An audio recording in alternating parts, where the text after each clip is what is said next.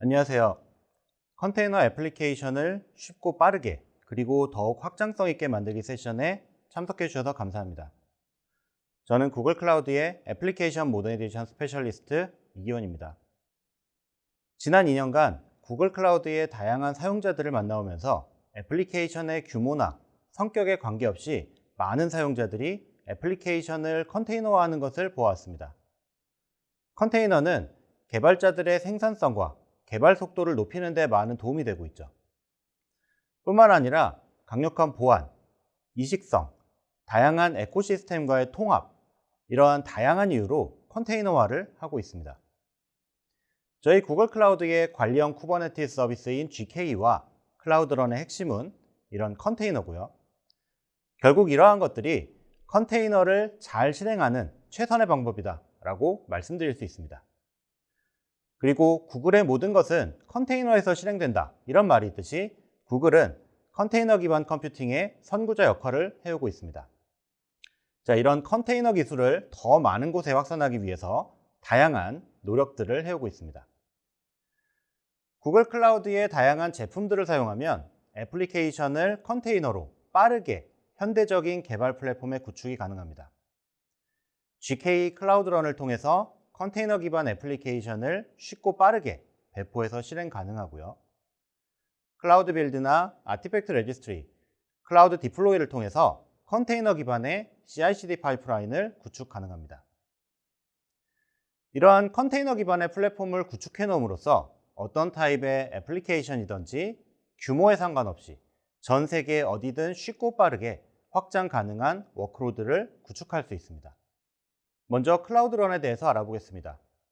클라우드런은 완전 관리형 컨테이너 기반의 서버리스 플랫폼으로 구글 클라우드에서 컨테이너 기반 애플리케이션을 가장 쉽고 빠르게 개발하고 그리고 실행할 수 있는 방법입니다.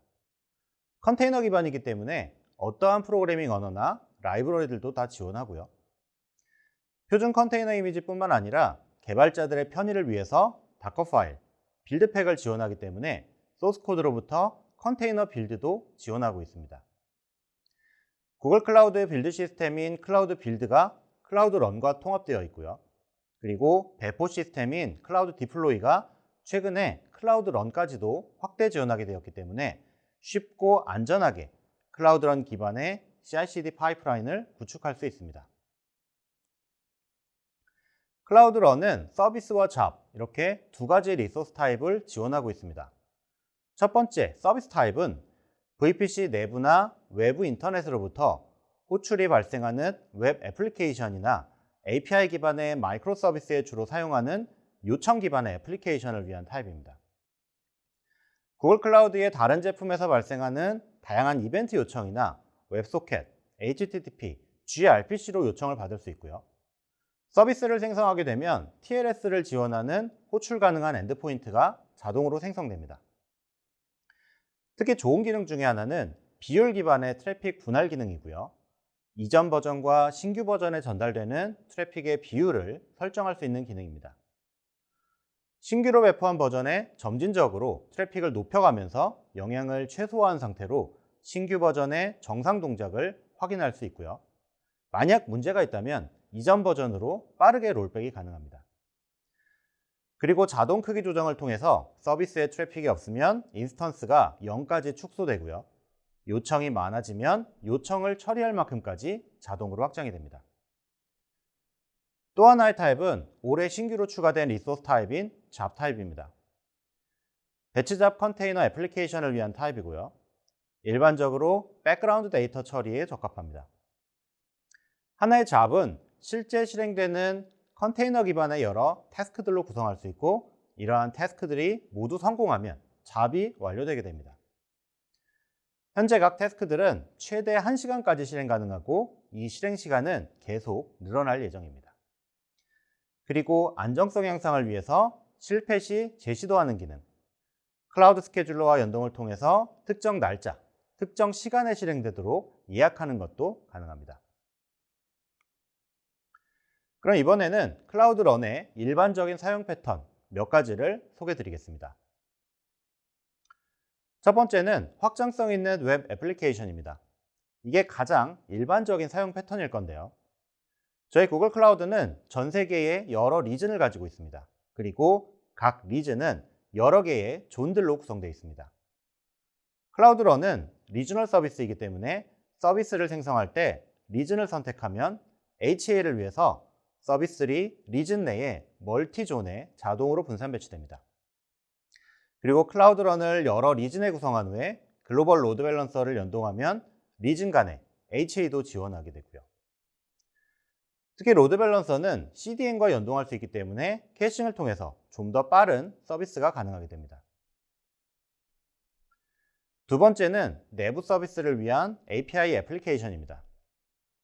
클라우드 런은 외부 인터넷에 노출되는 퍼블릭 서비스뿐만 아니라 VPC 내부 서비스들만 호출할 수 있는 비공개 서비스를 운영할 수 있습니다.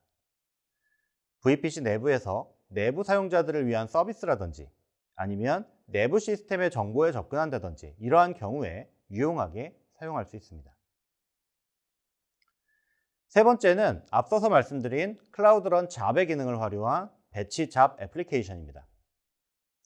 클라우드 스케줄러와 연동하게 되면 정해진 주기에 따라서 반복적으로 배치 잡을 수행할 수 있게 되고요.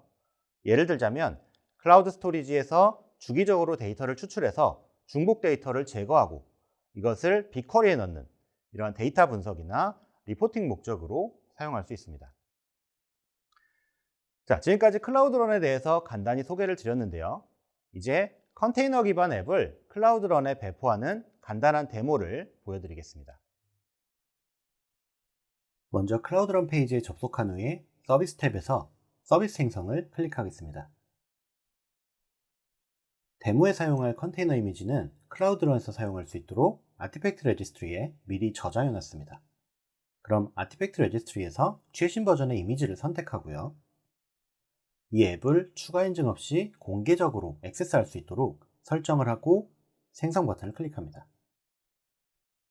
그러면 클라우드 런은 선택한 컨테이너 이미지로 애플리케이션 서비스를 생성합니다. 서비스가 생성되면 클라우드 런은 호출할 수 있는 URL을 자동 생성하고요. 이 URL을 클릭해서 애플리케이션에 접속해 보도록 하겠습니다. 정상적으로 애플리케이션에 접속되었는데요. 레디스와 클라우드 스토리지에 오류가 있습니다. 이 앱은 레디스 메모리 스토어와 클라우드 스토리지 버켓에 파일을 저장합니다. 이제 이러한 애플리케이션에 대한 설정을 완료해야 하는데요. 먼저 환경 변수를 통해서 저장소 정보를 클라우드 런에 전달해 보겠습니다. 수정 버튼을 누르고 스크롤을 내려서 환경 변수 부분에 메모리 스토어의 IP와 클라우드 스토리지의 버켓 이름을 등록합니다.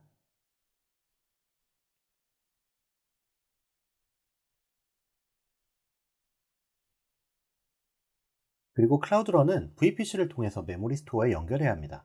그래서 커넥션 탭에 VPC에서 메모리 스토어가 연결되어 있는 디폴트 네트워크를 선택하고 다시 배포를 해보겠습니다. 새 버전이 배포되면 이전 버전으로 가던 트래픽을 새 버전으로 라우팅하게 되고요. 애플리케이션을 보면 레디스에 정상 연결이 되었습니다. 그런데 아직 클라우드 스토리지에는 오류가 있습니다. 에러 메시지를 보면 해당 버켓에 접근 권한이 없는 것 같습니다. 그럼 클라우드 런에 서비스 계정에 권한을 부여하기 위해서 수정 버튼을 누르고 시큐리티 탭에 들어갑니다. 데모를 위해서 클라우드 스토리지 버켓에 접근 권한이 부여된 서비스 계정을 미리 생성했는데요. 이제 이 서비스 계정을 사용하도록 선택하고요.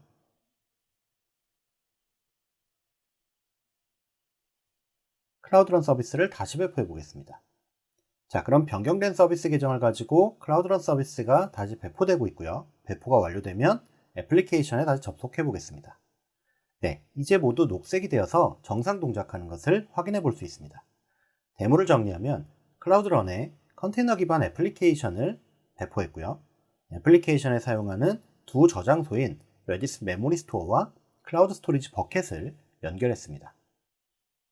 앞에 데모에서 보신 것처럼 클라우드런은 컨테이너 기반 애플리케이션을 배포하고 실행하기 위한 좋은 방법 중에 하나입니다. 하지만 쿠버네티스 사용을 원하거나 아니면 기존 시스템이 쿠버네티스 위에 구축되어 있었다면 저희 관리형 쿠버네티스 서비스인 GKE 사용을 고려해야 합니다. 그리고 더 나아가서 쿠버네티스 기반의 멀티클라우드나 하이브리드 클라우드 환경을 고려한다면 엔소스를 사용해서 다양한 환경에서 쿠버네티스 기반 플랫폼을 가속화할 수 있습니다. 이제 이 부분에 대해서 설명드리도록 하겠습니다. 쿠버네티스가 구글 내부 클러스터 관리 시스템인 보그로부터 유래되었다는 것은 다들 알고 계시죠. 그리고 구글은 현재도 쿠버네티스의 가장 큰 컨트리뷰터로 남아 있습니다. 그렇기 때문에 저희 구글 클라우드의 관련 쿠버네티스 서비스인 GK는 베스트 인 클래스 쿠버네티스라고 말씀을 드릴 수 있고요. 여러 장점들, 특히 확장성과 운영 관리의 편의성, 그리고 여러 보안 관련 기능들이 이러한 부분을 뒷받침하고 있습니다. 그럼 GK는 어떻게 다른지 몇 가지 설명을 드리면요. 먼저 확장성에 대한 부분입니다. GK는 클러스터당 15,000개 노드를 지원을 하고 있습니다. 타사 대비 높은 숫자고요. 단일의 클러스터에서 노드를 최대까지 확장해서 관리적인 부분이나 성능, 비용적인 측면에서 많은 장점을 봤다는 실제 고객 사례들이 저희 구글 클라우드 넥스트에서 발표가 되었었습니다. 그리고 자동화에 대한 부분. 쿠버네티스는 보안 패치 등을 포함해서 빈번하게 업데이트가 되고 있습니다. GK에서는 릴리즈 채널이라는 기능을 통해서 사용자의 개입 없이 클러스터의 업그레이드를 자동으로 진행을 합니다. 그리고 자동 확장, 자동 노드 복구 등 이러한 자동화 기능을 통해서 운영적인 부분뿐만 아니라 클러스터를 더욱 안전하고 확장성 있게 유지할 수가 있습니다. 그리고 GK를 사용한다는 것은 클러스터의 생성이나 워크로드의 확장 배포를 더욱 빠르게 할 수 있다는 것을 의미합니다. 쿠버네티스는 컨테이너 오케스트레이션을 위해 다양한 기능들을 제공을 하고 있습니다. 저희 GK는 관리형 쿠버네티스 서비스로 이러한 오픈소스 쿠버네티스의 기본 기능들을 좀 더 쉽고 편하게 사용할 수 있도록 제공할 뿐만 아니라 구글이 가지고 있는 컨테이너의 운영 경험을 토대로 GK만의 다양한 추가 기능을 제공하고 있습니다. 여기에 GK 클러스터를 좀 더 쉽게 생성하고 운영하기 위한 새로운 운영 모드가 GK 오토파일럿 모드입니다. 이 오토파일럿 모드가 최근에 GK의 기본 모드가 되었습니다.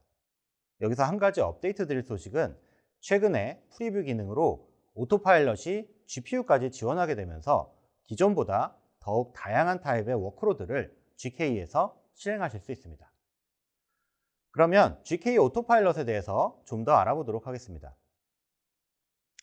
우선 최적화 관점에서 보면 GK는 컨테이너 기반 애플리케이션을 운영 관리하기 위한 많은 기능들을 제공을 하고 있습니다. 특히 오토파일럿은 GK에서 강조하는 권장사항들이 기본적으로 설정되어 있기 때문에 이러한 기능들을 습득해야 하는 러닝 커브를 줄일 수가 있고요. 그리고 검증되고 보안적으로 강화된 설정을 가지고 클러스터를 생성하실 수 있어서 빠른 프로덕션 환경 구축이 가능합니다.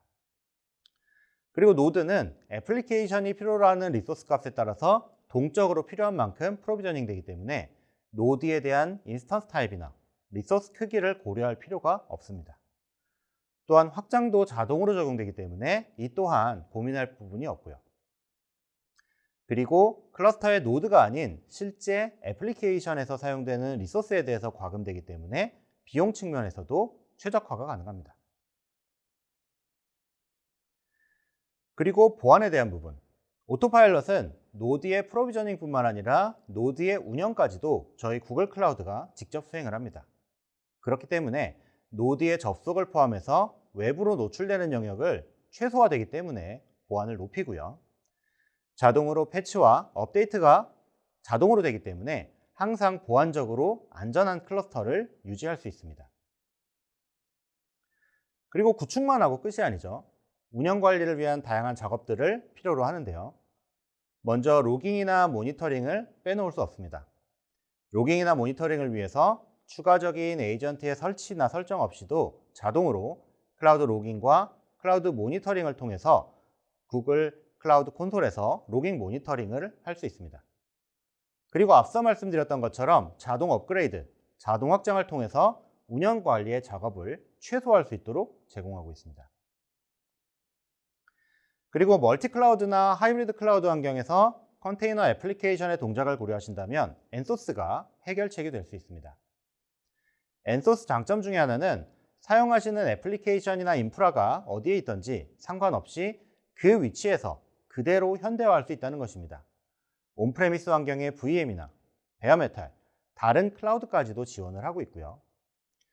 뿐만 아니라 GCP에서 사용하고 있는 GUI 기반의 클라우드 콘솔을 통해서 클러스터나 워크로드의 관리, 그리고 로깅 모니터링까지도 클라우드의 경험을 그대로 이어갈 수 있는 부분은 굉장히 큰 장점이라고 할 수 있고요.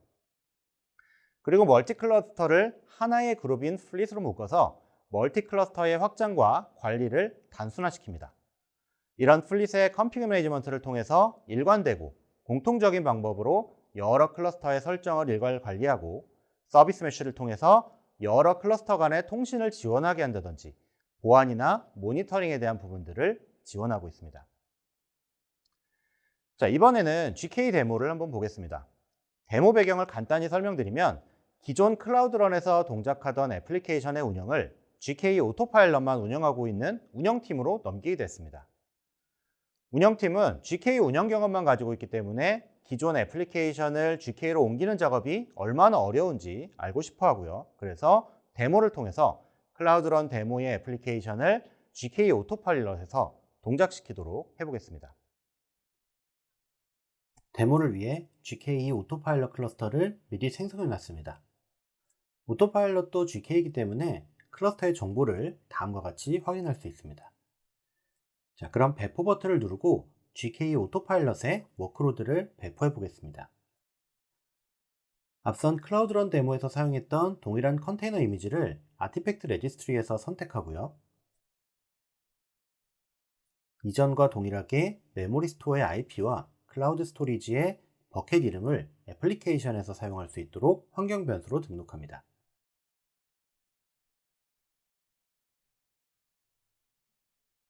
그리고 워크로드의 이름을 입력하고 배포를 선택합니다.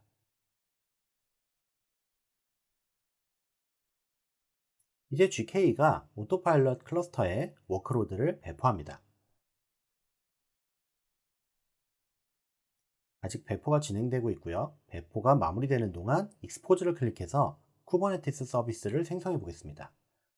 8080에서 실행되는 컨테이너를 연결해서 퍼블릭 엔드포인트를 생성하면 GK의 서비스 컨트롤러는 로드 밸런서를 생성해서 연결합니다. 그러면 생성된 서비스의 퍼블릭 엔드포인트를 통해서 애플리케이션에 접속해 보겠습니다. 이번에는 레디스가 처음부터 연결되었습니다. GK와 메모리 스토어는 동일 VPC에 있기 때문에 추가 설정 없이 연결되었고요. 그런데 클라우드 스토리지에 대한 연결이 권한 문제로 실패되었습니다. 이 부분을 해결하기 위해서 워크로드 아이덴티티를 사용해 보겠습니다. 워크로드 아이덴티티는 GK에서 구글 클라우드의 다른 서비스들과 연결하는 데 권장하는 방식으로 쿠버네티스 서비스 계정과 구글 서비스 계정을 연결합니다. 이 워크로드 아이덴티티를 구성하려면 4가지 작업이 필요한데요. 첫 번째로 쿠버네티스 서비스 계정을 생성하고요. 두 번째로 어노테이션을 통해서 구글 서비스 계정 정보를 추가합니다. 세 번째로 생성된 쿠버네티스 서비스 계정이 구글 서비스 계정의 권한을 사용할 수 있도록 설정하고, 마지막으로 애플리케이션에 쿠버네티스 서비스 계정을 설정하고 애플리케이션을 재배포합니다. 이제 클라우드 쉘을 사용해서 실제로 설정해 보겠습니다. 먼저 kubectl 커맨드를 사용해서 쿠버네티스 서비스 계정을 생성합니다. 그리고 어노테이션을 추가하는데, 여기에는 클라우드 런에서 사용했던 구글 서비스 계정을 재사용하겠습니다. 그 다음 두 서비스 계정 간의 바인딩을 설정합니다.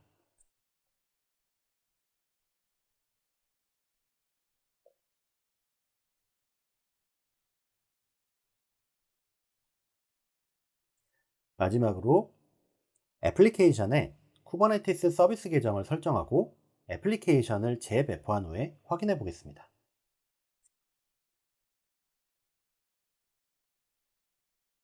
보시면 오른쪽에 정상 동작되는 것을 확인할 수 있습니다.